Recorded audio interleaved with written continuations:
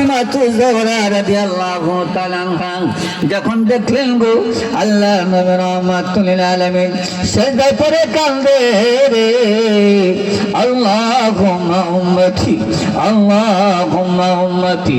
এমন সময় ফাতিমা তুজহরা রাদিয়াল্লাহু তাআলা আনহা ডাক দিলেন, আল্লাহ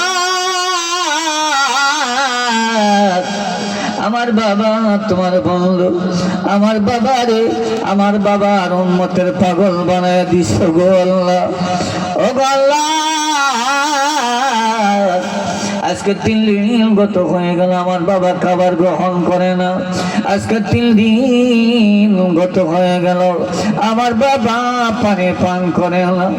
ও গো আল্লাহ, আমার বাবাকে আর কাঁদাইও না গো, আমার বাবার কান্না আমি আর সইতে পারি না। আল্লাহ গো তুমি সাক্ষী থাকো গো, আমার বাবার এতিম উম্মতের জন্য আমার 2 সন্তান হাসান এবং হুসাইনকে আমি কুরবানি করে দিলাম। আর একটু জোরে কান আমার মেয়েরা। এমন সময় আল্লাহ রাব্বুল আলামিন ডাক দিলেন, জিবরাইল রে, আজকে পরীক্ষা করলাম আমার বন্ধুকে, আমার বন্ধু উম্মতের কেমন কান্দারি রে।